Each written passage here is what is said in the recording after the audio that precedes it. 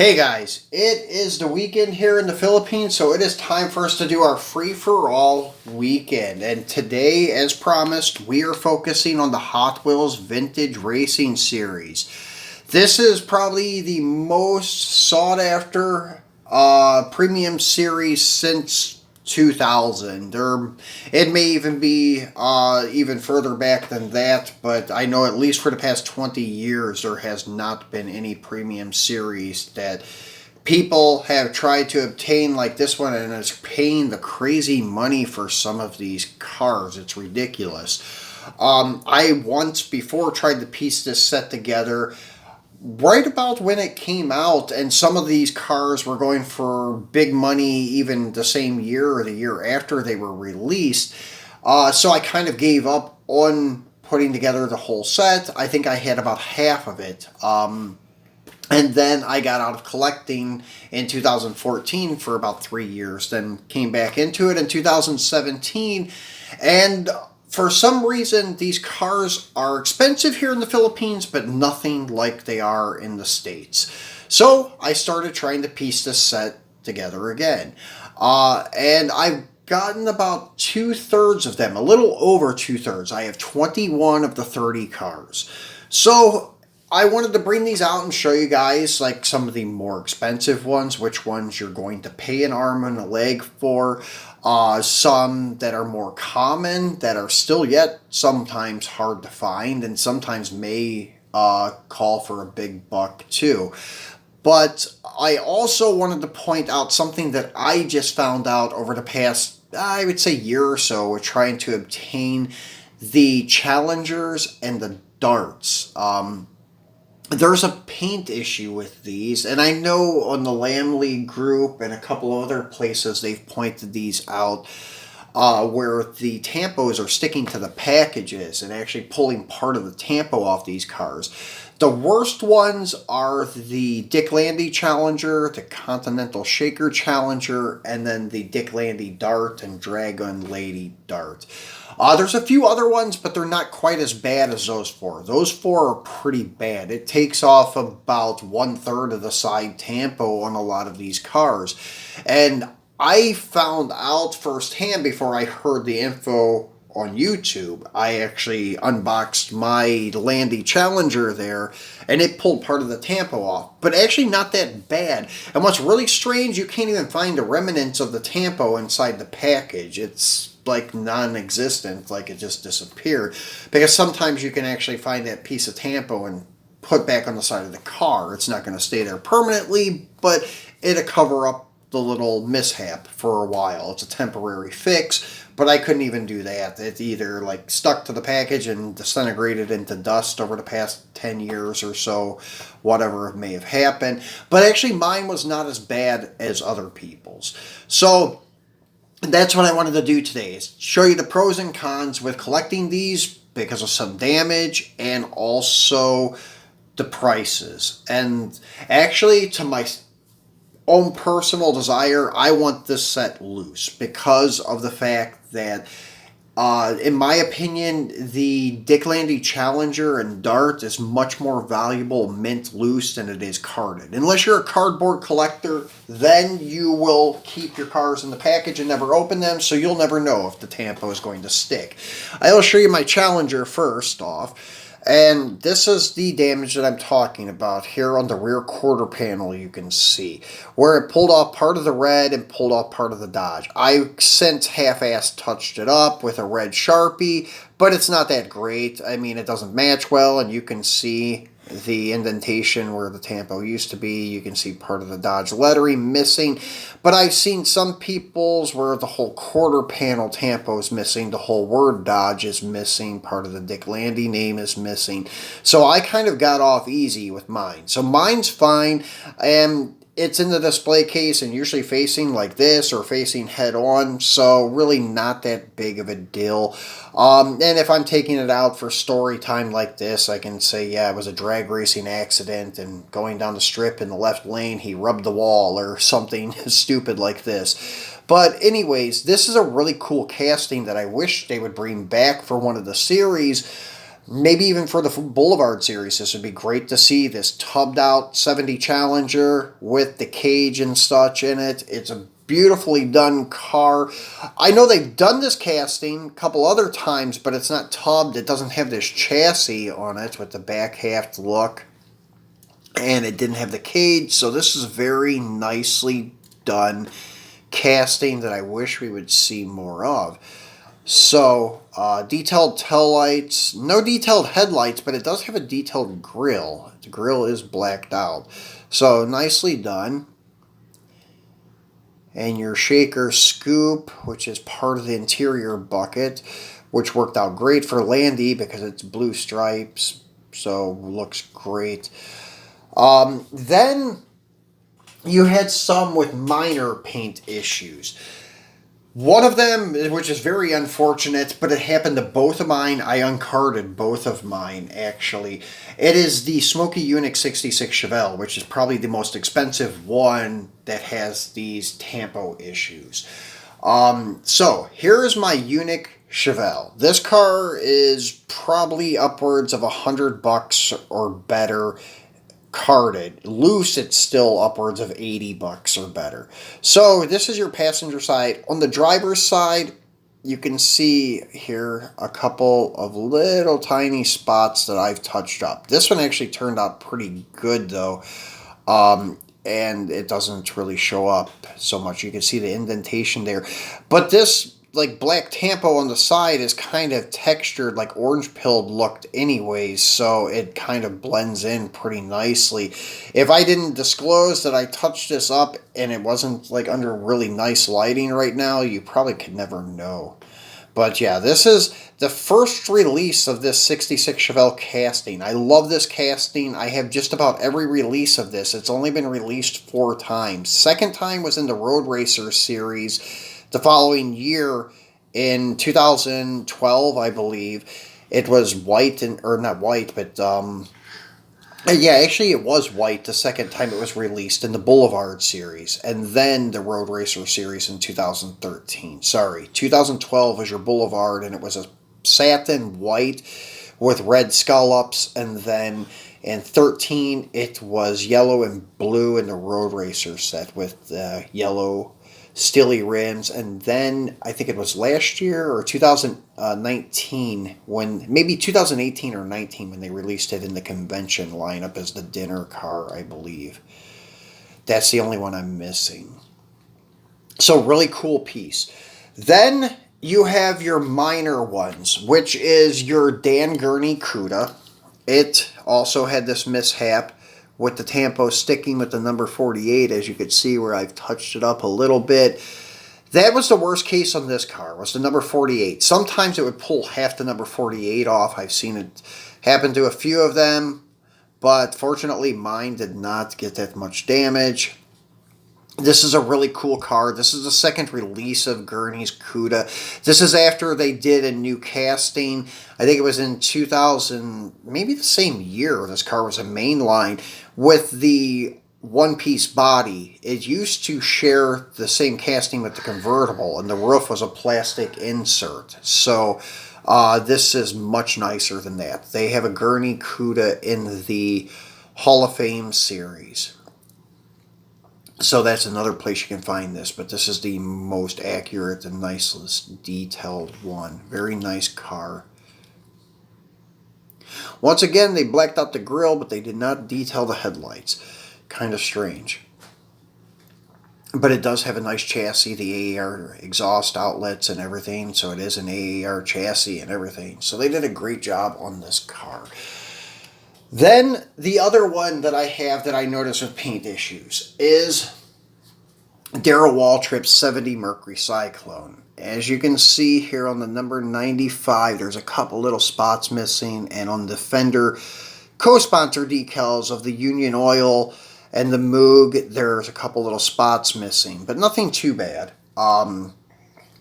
So this one is not so bad. You get this kind of flaws on Hot Wheel tampos quite often, so that I can deal with.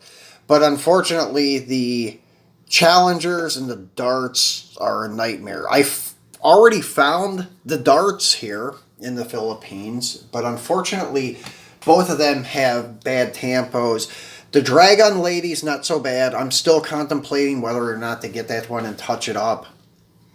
The price is reasonable. I think it's like $10. And the problem is, in the States, I can get that one on the card for about 10 or 15 bucks. But the problem is, you don't know what you're getting in that package. You may get a mint one. You may open it and it may peel the whole side tampo off. That's why I prefer to buy it loose. And as I said, this one that I'm looking at isn't so bad. I can touch it up. It's probably as bad as like my Dick Landy Challenger. You're going to know it's been touched up, but it's still presentable.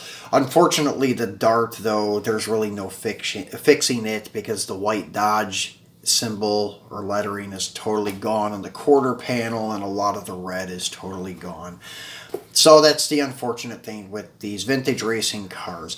But as I said, most of the big money ones don't have this issue except for the Smokey Yunick Chevelle. That's the only one that I've come across that has this issue. So speaking of the big money ones, the ones that you're going to pay an arm and a leg for, the one that was notorious for me to find the first time around was this guy here. This was actually the original most expensive one of the set, the Mark Donohue Javelin. And this car eluded me, well, the whole entire time I was trying to find it back in 2011 and 2012. Then I finally found it here. It seems that a lot of these cars, as I mentioned earlier, are relatively easy to find here and much, much cheaper. This guy here, I think I paid like $10 for him loose about 2 years ago. And even nowadays, at the most you would probably be able to pay for this car is about maybe $20, maybe $25 here loose. Upwards of maybe 30. That would be the very most. But the car is still on eBay, sells for like $80, sometimes as low as 60 if it's loose. So very nice piece. They did a fantastic job with this from Hot Wheels. This is much nicer than Green Light's rendition because this is actually the right stance, the right style wheels, those 8-spoke Watanabe style wheels. It has a nice cage in it. Very nicely done by Hot Wheels. I do have a Green Machine Green Light release, the 10th anniversary, and it actually is not as nice as this. I think this is the best one. Now, a couple other ones that were notoriously hard to find and expensive, even when they were first launched, were these two Torinos. And one being AJ Foyt, the second one being Petty. And the Petty one, for some reason, has that kind of weird orange pill look with the tampo, as you could see when the light hits it in certain ways. Same thing like that Chevelle with the black tampo, but I guess it's a whole side covering tampo. All the co-sponsors and things are together, and that's why it looks the way it does with this tampo. But really cool car. The casting from Hot Wheels of the Torino is okay. I'm not a huge fan of it, but it's not bad. I think I like the Johnny Lightning a little more, but it's not really that accurate either. The Johnny, the fastback kind of like slopes down a little bit too much, so it's not that accurate, but I think it's a little more accurate than the Hot Wheels. The only thing I don't like about the Hot Wheels is the track. The track of the car and such is a little bit off. But anyways, side view and everything looks pretty good. The wheel openings look a little strange to me, but overall, not a bad looking casting. I had the Super Treasure Hunt from 2010 of the Torino also. Because it does look good in the race livery and stuff, so not bad. But these cars also, the Torinos, both of them go upwards of about $100 to $120 loose. Carded, they go anywhere from $150 to $250. Now, the next big money one is this Superbird. This is one that just kind of went to big money over the past couple of years. This used to be relatively easy to find and cheap to find. I actually found this on the pegs when it was first launched. It wasn't that big of a deal to find this car. But nowadays, it's going for about $150 and maybe as low as maybe $100 carded, loose about 70 or 80.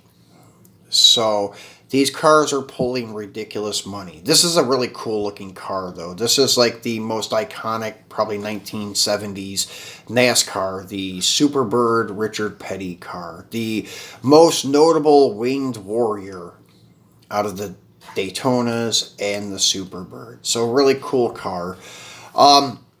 The Hot Wheels stuff does sometimes have cartoonish looking proportions. As you can see, the oversized back tires compared to the front, smaller diameter wheels in the front, bigger diameter in the back. But hey, it's Hot Wheels, so it's not going to be your most accurate, kind of like your Torinos also. A little bit of cartoonish proportions, but still really cool and really sought after collectibles. Now, out of all the Petty cars, the rarest one is this, the 70 Plymouth Roadrunner. This is actually as hard to find as the Mark Donohue Javelin. And this actually was another one that eluded me that I never seen until I came here. This is a very hard to find car.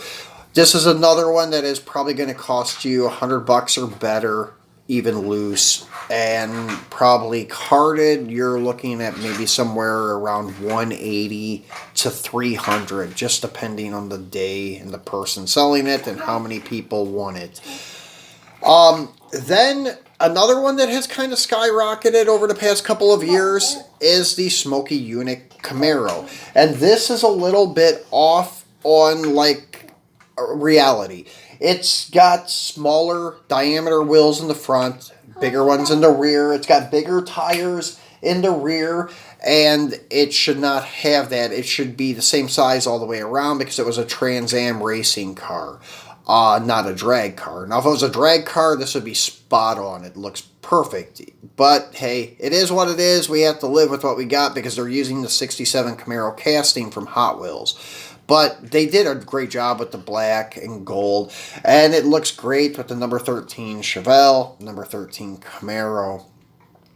So, green light makes a nice set with the hauler and the 67 Camaro. I ordered one the other day. It's green light Acme. And actually it came here and I had to return it because the Camaro was actually a 69 and not a 67. So if you guys are ordering those from green light Acme, be careful. Inspect your Camaro. It may be a 69 and Yunick never had a 69. So that was one of the main reasons I returned it, but I may have overlooked it and kept it as an error, but the paint was also shot on that car. So that's some more of green light's faulty quality control. So some of the other ones we have to look at that's went up to mid-range money, probably between say 30 and 50 bucks, is your Parnelli Jones Mustang. It says Parnelli Jones number 15. His teammate's car is also in this series, which I don't have. It's George Fulmer's number 16, and it has the white Watanabe style wheels. Love this casting. This is probably the most accurate Trans Am style Boss Mustang on the market. They just released it a couple of times this past year in the RLC. The pink one with the Neo Classic wheels, and then an orange Real Riders one as far as I know. So this is a beautiful casting. I do love it. Usually not a big Ford guy, but I do love this Mustang. This is one of my favorite cars in this set just because the stance, the look, the cage, the flares, the front spoiler. Everything about this car is spot on for a Trans Am series car. So, yeah, this is a very nice one. And then I forgot to point out, one Petty car that is also mid-range money, about 50 bucks nowadays. You may get it as low as 30, is his 71 Plymouth GTX. That's the fourth of the four Petty cars. So that's another one I'm missing. And then we went over, there is the Pro Stock Continental Shaker Challenger, and then you have the two Pro Stock 68 Darts. So that's about 6 of them that I'm missing. There's also an AJ Foyt 64 Mustang.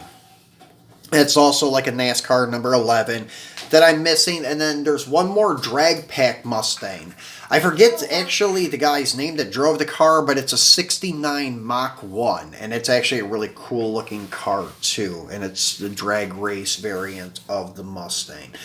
Another car that's went through the rough lately is this 64 Galaxy. This is another one that's going to be harder to obtain for a decent price. Loose, probably about 30 bucks. Carded, probably about 50 or 60 bucks. Not bad, but it's kind of like the Yunick Camaro. Little off for a NASCAR because it does have the bigger slicks in the back and the smaller tires in the front. But it's actually not that bad looking though, because this is exactly how the Hot Wheel casting was designed to look like this. So not sure if they intended this to look like a drag car or a NASCAR, but with the number 44 on the door and hood, I'm going to assume it was supposed to be like a NASCAR. But if you look at it, it has white lettered slicks in the back, but the front wheels are black wall. So kind of hard to say what their intentions were here. Another one that I really dig, and there's 3 of these castings in this lineup, and I do have all 3 of them. The 65 Galaxy. So, this is your, I'm sorry, who is this? Junior Johnson. And this one's like your flat beige, and then you have the number 23, and then you have the Fantasy Juna Mia one, because he was the designer of this car and he did a fabulous job with this car being a NASCAR 65 Galaxy. Perfect car, looks beautiful. Then probably 2 of my favorite castings that came from this series. The Pro Stock Vega, and who else better to represent this car than Grumpy Jenkins. This is awesome little piece. Looks great next to the Hall of Fame 67 Camaro, which I do have too. This one also had some tampo issues, but I think it was more of like that the blisters are so tight and contoured to the body and it pushes it against the card that sometimes just from age it will rub on the fender openings and rub off the white tampo, as you could see there. I don't think that's much of like the tampo being wet and sticking. I think that was more of like just tampo rub, like for it to rubbing the card a little bit, or just being in there so long that it caused it to stick. Or it could have been tampo like wetness and it wasn't dried, and it's just that these wheel openings keep it far enough away from the card where nothing else touched. That could also be the case. So not sure on that one, but that's the only flaws that I've seen on the Vegas. So not bad. But this is a really cool car, almost 100% spot on. And then we seen this guy come out again in, I think it was 13 in the NHRA set in blue, and it had black or blue with orange and yellow flames. Sorry, yeah, that was an actual cool, actually very cool little casting. Once again, another one that I'd like to see come back out soon. Then, last but not least, guys, are 2 more left. Then I'll go over this one quickly because this is probably one of the most forgotten about in the series, is Dan Gurney's Cougar. This is also a very fantastic looking casting. They did a great job with it. Very nicely detailed, very accurate for the Trans Am Mercury Cougar that Gurney raced, the number 98. Very cool car. Very nicely done. The grill's nicely detailed. Detailed tail lights. So they did a fabulous job on this car too. So that one, and then my next favorite from the series is the Pro Stock Duster. And this one we've seen come out a couple more times. There's the one from the NHRA set that had the Vega that has the Pro Stock Duster that says Holy Moly on the side. Not a big fan of the wheels they picked on that one though. The chrome reverse that looks like a regular stock wheel, but the car was designed to look like it was tubbed. So these look great. The Mopar Missile is probably one of the most iconic Pro Stock Dusters. Then probably second, or actually in tie, would be the Sox and Martin. So these are very iconic Pro Stock Dusters from 1973. They look fantastic. I do love it. is very nicely done. The Mopar Missile actually has a little more detail than the Sox and Martin, but still yet, both of these are really nice. Now, supposedly there are two variants of the Vintage Racing Series. I've seen it online, but I didn't find the variant. I know the two cars, this is one of them. They say there's a variant of the Mopar Missile. I'm not sure how true it is. I know it's not a Will variant. Looking at the guy's picture of the two variants, but it was a faraway picture, but I could tell they had the same wheels. The second one is the Dick Landy Dart. They say there's two variants of it. Once again, I'm not so sure on that, but that's all hearsay. I know in the drag strip Demons, the 09 and 10, there are a few variants, Will variants, like the Hawaiian Charger, the 69 Hawaiian Charger of Roland Leon. There's a front Will variant. The rare one is the bicycle spokes, like they put on the front engine dragster. The common one is your 5 spokes. So I'm not sure what the variants are supposed to be on the Landy Dart and then the Mopar Missile Duster. But that's what I heard. So guys, there's 21 of your 30. So what we have remaining are the George Fulmer number 16 Mustang, your Pro Stock looking 69 Mach 1, then the 64 Mustang of A.J. Foyt, then there is the 69 Camaro of Mark Donohue, then the 71 Plymouth GTX of Petty. Then you have your number 46 John Morton Bluebird. And it feels like I'm forgetting one here, which I may be, but I can't remember it off the top of my head. But there's 9 of them missing. So didn't have those to show you guys today, but this is most of them and most of the big dollar ones. The big dollar ones that are left is that Morton Bluebird, and then you have your Mark Donohue Camaro, but that one's actually come down some in price. These cars are kind of like the stock market sometimes. They have their ups and downs. Like the Mark Donohue Camaro was close to $100 at one time, but now it has come down to about $50 or $60, something like that nowadays. So not too bad. So guys, if you have not subscribed yet, please remember to do so. Please give me a thumbs up. Please share the video. Tell your friends about my channel. I will be back on Monday to do a premium unboxing on some newer Auto World stuff and some older Johnny Lightning stuff. So kind of like a round 2 day, but not the Johnny Lightning that round 2 made, from the old school Playing Manus RC2 stuff. So we'll take a look at that on Monday, guys. So have a great weekend, and I'll talk to you at the beginning of the week. Thanks for watching.